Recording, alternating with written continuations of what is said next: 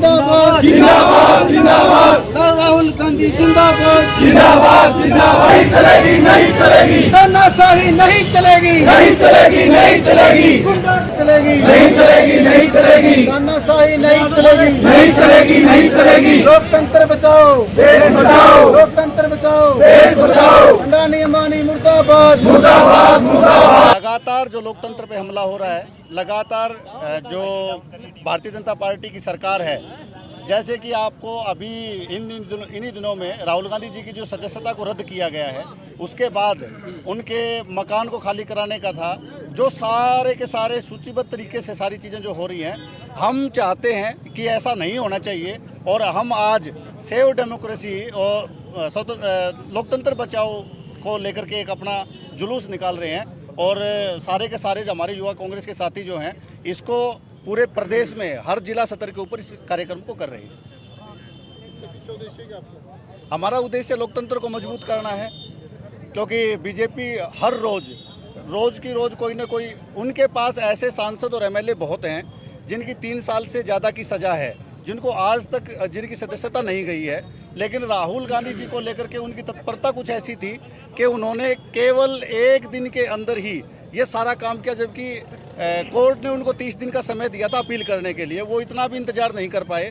तो हमें लगता है कि अब यूथ को भी और जनता को भी साथ आना पड़ेगा और मजबूती के साथ इस लोकतंत्र को बचाने के लिए एकजुट होकर के लड़ना पड़ेगा। और इसी मुहिम में आज युवा कांग्रेस के हमारे जिला के जो साथी हैं, कैथल के हमारे जिला अध्यक्ष हैं, हमारे यहाँ के प्रभारी हैं सतीश चैल जी जो हमारे जिला अध्यक्ष हैं, इनकी अगुवाई में हमने इसको आज मार्च को किया है। और लगातार हम हर जिले में और पूरे प्रदेश में ये कार्यक्रम कर रहे हैं। तो कहीं ना कहीं यात्रा को देखते हुए जो लोकप्रियता है राहुल गांधी की बढ़ रही थी, उसी के स्वाभाविक है कि लगातार अडानी को लेकर के जो पार्लियामेंट में क्वेश्चन आ रहे थे, और वो आपने क्रोनोलॉजी को समझा ही होगा कि कुछ दिन 1 साल तक लगातार इस केस को लेकर के सुनवाई नहीं होती है। और जो याचिका करता है वो खुद हाई कोर्ट में जाकर के कहता है कि मैं अब इसके ऊपर सुनवाई नहीं चाहता हूँ। जैसे ही राहुल गांधी जी ने पार्लियामेंट में ये क्वेश्चन किया कि अडानी और प्रधानमंत्री का रिश्ता क्या है, उसके तुरंत बाद 1 हफ्ते के अंदर जो याचिका करता है वो कोर्ट में पेश होता है और जाकर के कहता है कि मैं इस केस की सुनवाई करना चाहता हूँ। और 1 हफ्ते के अंदर ही सुनवाई शुरू भी हो जाती है और उसमें जाकर के तारीखें भी मिलना शुरू हो जाती हैं। और कितने दिन के अंदर देखोगे तो आप उन्होंने अपना फैसला भी दे दिया। ये रोज प्रदर्शन एक ही टाइम में पूरे हरियाणा में है। ऐसा है, जुडिशरी के दबाव की अगर बात करें तो स्पष्ट दिखता है, देश की आज़ादी के बाद 1947 से लेकर आज तक इसके डेफेमेशन में किसी को 2 साल की सज़ा नहीं हुई है।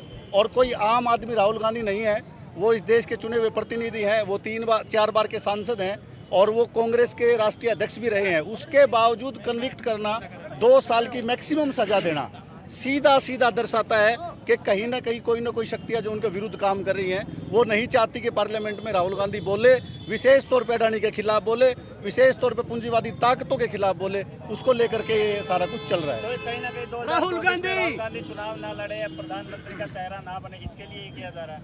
देखिए, स्पष्ट है सारी चीज़ें। आप पत्रकार बंधु जितने भी हैं वो सारे के सारे हमारे से ज़्यादा जानते हैं। और ये स्पष्ट है, वो चाहते हैं कि ये पार्लियामेंट में ना हो। लेकिन हम चाहते हैं कि इस लोकतंत्र को बचाने की जो लड़ाई है, राहुल जी ने जो आह्वान किया है वो यही है कि हमें किसी भी तरीके से लोकतंत्र को बचाना है। अगर हम पार्लियामेंट में खड़े होकर के ना बोल पाए तो हम सड़कों के ऊपर बोलें। जिस प्रकार से आज देश के अंदर सड़क से लेकर संसद तक विपक्ष की और विपक्ष के नेताओं की आवाज़ को दबाने का काम किया गया है, ये मोदी सरकार असल मुद्दे जो हिंदुस्तान की आवाम के हैं, जो असल मुद्दा आज देश के सामने अडानी घोटाले को लेकर है, 20,000 करोड़ का जो घोटाला हुआ है, उसकी जांच को लेकर आज जिस प्रकार से राहुल गांधी जी ने आवाज़ उठाई है, उस आवाज़ को दबाने के लिए एक षड्यंत्र के तहत आज विपक्ष की आवाज़ को दबाने का काम किया। रही न्यायिक व्यवस्था की बात, तो जो भी न्यायिक प्रणाली है उसमें हमारा पूर्णतः विश्वास है। लेकिन सरकार का दोहरा चरित्र और सरकार की जो दोहरी पॉलिसी है, उसके कारण कहीं ना कहीं आज विपक्ष को अपनी बात उठाने के लिए सड़क पर और आम जनता के बीच जाने का काम करना पड़ रहा है।